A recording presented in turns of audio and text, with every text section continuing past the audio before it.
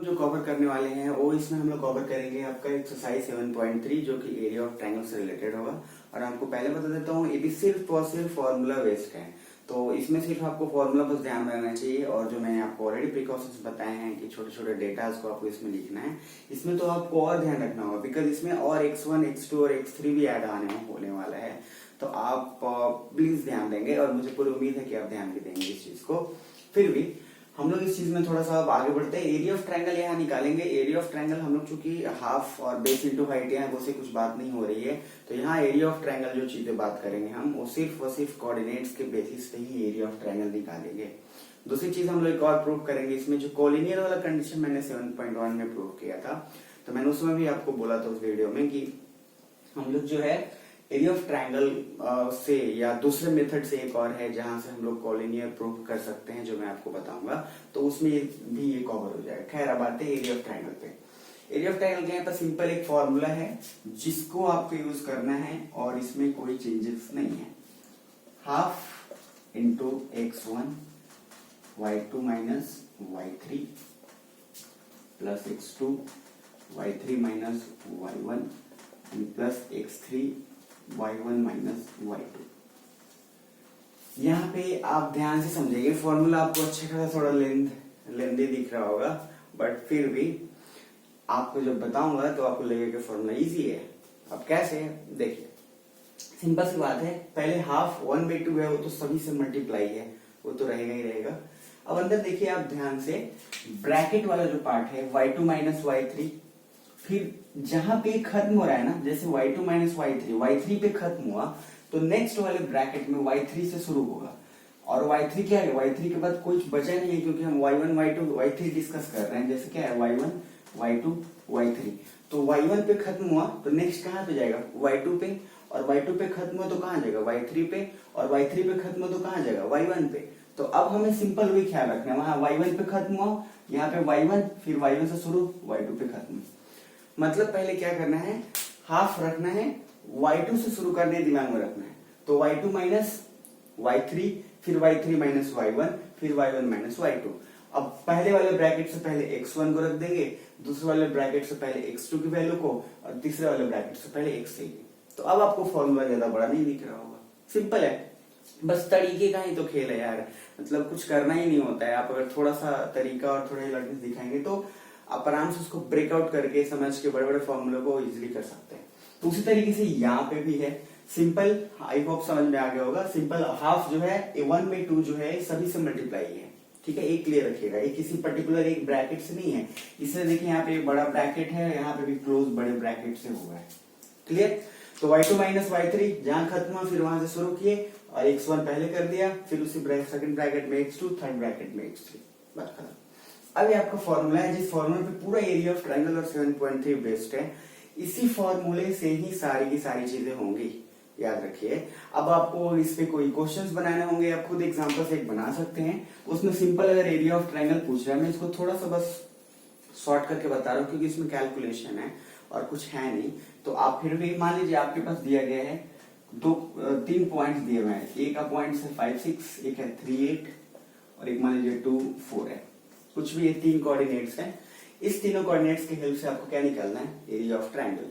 तो area of triangle निकालने के लिए क्या करना है, पहले आपको डेटा चाहिए, तो आप x1 लिख लो 5, x2 क्या हो गया 3, and x3 is equal to 2, y1 6, y2 8, y3 4। मैं बार बार आप लोग को फिर याद दिलाना चाहूंगा कि इसमें डेटा जरूर लिखिएगा, मिस्टेक्स होने के चांसेस हैं, ट्रस्ट में, आप ओवर कॉन्फिडेंट मत हो, मुझे पता है आप लोग कर लोगे, बट यार जब चीजें होती है ना तो छोटी चीजों पे गलतियां कभी कभी पता नहीं चलती हमें। तो प्लीज आप उससे बेहतर है कि गलती ना ही करें। अगर छोटी चीज ध्यान रख ले तो चांसेस रहने ही क्यों दें कि गलती हो, तो आप डेटा जरूर लिखेंगे।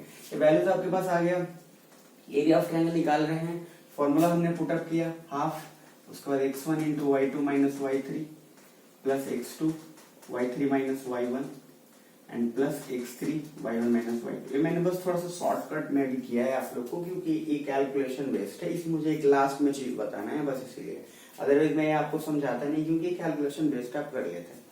फिर भी अब इसमें हम डेटा रख लिए हाफ। देखिए हाफ को हमेशा बाहर ही रखो। अभी हाफ के साथ सबको मल्टीप्लाई पहले बात मत करिएगा, प्रिकॉशन। अब हाफ के साथ आप सबको मल्टीप्लाई करोगे तो मतलब बोलते हैं ना उसको, हाफ के साथ करेंगे तो पूरा साफ हो जाएगा, मतलब थोड़ा आपको कॉम्प्लिकेटेड हो जाएगा। तो हाफ को अभी बाहर ही रखना है, ठीक है। अब इधर करना है, x1 की जगह पे जो डेटा है एज इट इज रखते जाइए और पहले आप कैलकुलेशन आराम से कर लीजिए। x1 5 है, x2 भी है, x3 भी है, उसी तरीके से y1 y2 y3 ये वैल्यू सिंपल आपको रखने हैं, इसमें कोई इंटरचेंज नहीं करना आपको। और इस वैल्यू के इंटरचेंज के बाद नेक्स्ट आपको जो काम करना है वो ध्यान में रखिएगा। आपको हो सकता है इस जो वीडियो है इसमें आपको मे भी प्रॉब्लम आपको आ सकता है थोड़ा सा साउंड का। एक्चुअली सुबह में ये चीजें मैं कर रहा हूँ और I think it's like 6 o'clock, तो अभी 6 बजने भी वाले हैं, 5:55 हुआ। तो न्यूज़पेपर वाले की बाइक की ये जो है अलार्म है, ठीक है ना। है तो आप न्यूज़पेपर वाले बाइक से आ रहे हैं वो देने, तो उन्होंने हॉर्न बजाया है। फिर भी आते हैं यहाँ पे हाफ। अब इसमें देखते हैं बैलेंस हमने कैलकुलेट किया। यहाँ पे बस ध्यान सिंपल ही रखना है कि आपको हाफ को सबके साथ मल्टीप्लाई नहीं करना, पहले ब्रैकेट के अंदर पूरा का पूरा काम कर लेना एज इट इज। अब जैसे मैं फटाफट इसको करके दिखा देता हूँ। x1 में value fit y2 minus y3, y2 is here and y3, 8 minus 4 यहाँ 4 प्लस फिर क्या है y3 माइनस y1, तो 4 माइनस 6 माइनस 2 और x2 तो आपका रहेगा x2 क्या है 3 एंड प्लस फिर x3 दैट इज 2 और फिर क्या है लास्ट में आपका y1 माइनस y2, तो y1 is here 6 and y2 minus 2। अब इसको 1/2 हमने बाहर रहने दिया, अंदर 20 माइनस 6 माइनस 4 ब्रैकेट क्लोज। अब हाफ 20 माइनस 10 दैट इज 10। अब आपके पास ये वैल्यू आ गया। अब आप आराम से क्या कर सकते हो 1/2 इंटू 10, तो 2 5 10 दैट इज 5। तो एरिया ऑफ ट्रायंगल क्या आ गया 5। ये आपको सिंपल मैंने एक बस कैलकुलेशन बताई, इजी है। इसका जो मेन इंपॉर्टेंट पार्ट है दैट इज सेकंड जो आपका मैं बात बताना चाहूंगा वो कोलिनियर के ऊपर है। अब बहुत इजी भी है, देखो इसमें काफी इजी है। उस वाले कोलिनियर को प्रूव करने से बेहतर यहाँ पे है, एक बहुत ही बेहतर मेथड है।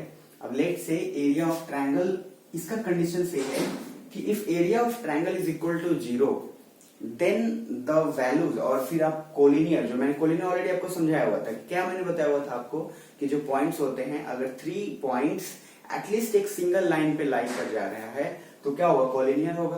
तो उसको प्रूव करने के लिए एरिया ऑफ ट्रायंगल की हेल्प से कैसे करेंगे, तो सिंपल सा बात है, if area of triangle is equal to 0, मतलब हमने एरिया ऑफ ट्रायंगल निकाला मान लीजिए और वो 0 आ गया तो वो क्या होगा देन कोलिनियर। अगर 0 आ गया तो कोलिनियर होगा, अगर 0 नहीं आया तो कोलिनियर नहीं होगा। तो बस सिंपल है। तो आपको क्या करना है, मान लीजिए पूछा कि find out that this 3 points are collinear और नॉट। लेट्स से उन्होंने पूछा, आपको क्या करना है, simple you have to put it on the formula. आपको फॉर्मूला उसको पुट करना है। देन आपको क्या करना है, here we have the value 5, हमारे पास क्या है 5 आया value, that is not a 0। तो 0 अगर नहीं आया एरिया ऑफ ट्रायंगल तो हम इसको कह सकते हैं कि this is not a collinear points. मतलब if area of triangle is equal to 0 then collinear, if area of triangle not equal to 0 not collinear. Clear है, इसमें कोई आई डोंट थिंक कोई प्रॉब्लम है। अब आपको इसी टाइप के कुछ क्वेश्चन इस कोलिनियर पे आप ध्यान रख लीजिएगा, इसी पे कुछ क्वेश्चन पूछे जाएंगे। जैसे बोला जाएगा, पहले बोल दिया जाएगा कि एरिया जो कोलिनियर है ऑलरेडी बोल दिया जाएगा 3 पॉइंट्स आर कोलिनियर। मतलब उन्होंने बोल दिया, मान लीजिए कि 5,8 6, k एंड 3, -8 बोल दिया उन्होंने कि this 3 points are collinear, then find out the value of की। इसने क्या बोल दिया कि तीनों पॉइंट्स डिसाइड कर दिया कि कोलिनियर है। अब कोलिनियर के लिए क्या कंडीशन है, area of triangle is equal to 0 होना चाहिए। तो आपको क्या करना है, सिंपल एरिया ऑफ ट्रायंगल का फॉर्मूला लिखना है यहाँ पे, area of triangle is equal to this, formula आपने पुट अप किया। अब जो इसमें वैल्यूज है उसको रखा, सिर्फ बोल दिया है ऑलरेडी कोलिनियर है, तो करना क्या है, करना बस है कि ट्रायंगल पे क्या रखना है 0 और इक्वेट कर देना है यहाँ से। जैसे इक्वेट करोगे की वैल्यू मिल जाएगी, बात खत्म। इसका एक क्वेश्चन है, इसी से रिलेटेड आता ही है कि वैल्यू फाइंड आउट करने के लिए आपके एग्जांपल में भी एक्सरसाइज में भी है। सिंपल क्या ध्यान रखना है, अगर बोल दिया कि एरिया ऑफ ट्रायंगल कोलिनियर है तो एरिया ऑफ ट्रायंगल आपको क्या करना है, इक्वेट कर देना है 0 के साथ। आपने इक्वल टू में 0 रख दिया, इधर वैल्यू पुट अप किया और के की वैल्यू आपको इजीली मिल जाएगी। अब आप यहाँ से अगर पूछो भी हो तो क्या होगा, तो देखिए यहाँ पे के की वैल्यू है 5 -8 जो रखोगे तो सिर्फ आपके पास के ही तो बचेगा। इक्वल टू में 0 आएंगे, कैलकुलेट करोगे तो के की वैल्यू आराम से निकल जाएगी आपके साथ। तो एक तो ये है जो कि आपके लिए काफी इजी होगा। और उसके बाद इसी से थोड़ा रिलेटेड थर्ड पार्ट भी मैं थोड़ा सा आपको बता देना चाहता हूँ, जो कि शायद मैंने थोड़ा सा इस पर डिस्कशन किया था आपके फर्स्ट वाले वीडियो में, जो 7.1 एक्सरसाइज का था। बट फिर भी यहाँ पे अगर आपको पूछा जा रहा है कि लेट से ऐसे दे दिया, ठीक है, और बोलेगा कि इसका एरिया निकालिए, ठीक है ना। तो इसका एरिया निकालने के लिए इसके कोऑर्डिनेट्स ऑलरेडी दिए पड़ेंगे, 2 3 5 8 7 9 एंड 5 6 व्हाटएवर, कुछ भी है ये। तो अब बोला गया कि find the area of this whole figure, square बोल सकते हैं, कुछ भी, एनीथिंग। तो अब now how just you can find it, आप इसको फिर फाइंड आउट कैसे करेंगे, इसके लिए सिंपल क्या ख्याल रखना है आपने, तो मतलब कोऑर्डिनेट ज्योमेट्री में आपको एरिया ऑफ स्क्वायर तो नहीं पढ़ाया गया है, तो आप फिर निकालेंगे कैसे। तो आई होप बहुत कोई समझ भी गए होंगे, बहुत कोई नहीं समझे होंगे, फिर भी उनको समझ लेना है। सिंपल क्या करना है, आपको एक डायगोनल ड्रॉ करना है किसी भी साइड से, इट डजंट मैटर, एक डायगोनल आप ड्रॉ करो। अब डायगोनल ड्रॉ करने से क्या हो गया, आपके पास दो ट्रायंगल आ गए, एक केवल एंड देन दिस वन, दो ट्रायंगल आ गए। आप क्या करोगे, इसमें सबसे आपको जो बातें ख्याल रखनी है, मान लीजिए मैंने इसको ए बी सी और डी लिखा, बातें ख्याल रखनी है कि ट्रायंगल अगर निकाल रहे हो ए डी सी, मैंने पहले भी बोला था जहां से आप स्टार्ट कर रहे हो वहां से x1 लेना हमेशा।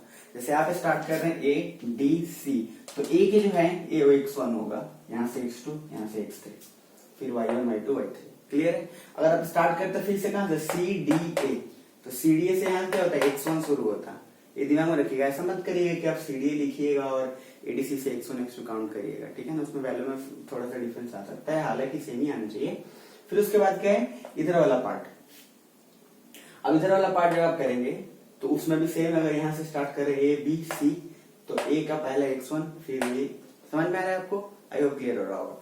अब पूरा का एरिया चाहिए ना हमें, तो एक बार हमने पहले फर्स्ट इस ट्रायंगल का एरिया निकाला, फिर हमने इस ट्रायंगल का एरिया निकाला, और मान लीजिए इसका एरिया आया 5, इसका एरिया आया 6, दोनों को ऐड कर दिया, 5 + 6 11, पूरे जो ज्योमेट्री पूरे फिगर का एरिया क्या फाइंड आउट हो गया। तो काफी इजी है, कोई प्रॉब्लम नहीं होगा, और आई होप आप आराम से कर भी लेंगे। फिर भी कोई प्रॉब्लम है, मैं हूँ यहाँ पे, आपके साथ ही हूँ, कोई टेंशन नहीं है। कोशिश करिएगा हमेशा कि मैक्स टू मैक्स समझ के करने का क्वेश्चन, और इतना सा भी प्रॉब्लम और कुछ भी फेस हो रहा हो तो उसको डाउट मन में मत रखिएगा, उसको क्लियर कर लीजिएगा, क्लियर करने से काफी चीजें इजी हो जाती हैं। तो इस जो पूरे 7.3 की बात करूं तो यही सारी चीजें रिलेटेड है। आप इसको बहुत बहुत कम भी इसमें क्वेश्चंस हैं, तो आप फटाफट इसको कर लेंगे, और करने के बाद फिर जब हो जाएगा 7.3 तो उसके बाद आप लोग नेक्स्ट क्लियर करेंगे। लेकिन ये वाला 7.1 7.2 सारी चीजें कंप्लीट होनी चाहिए। फिर मिलते हैं नेक्स्ट वीडियो में, इसको ध्यान से देखेंगे, और फिर जो दूसरे चैप्टर जब मिलेंगे तो वहां पे भी एक चीज आपको बताना होगा जो थोड़ा सा इससे रिलेटेड भी होगा, तो आप इसको प्लीज एक बार ध्यान से देखेंगे। ओके।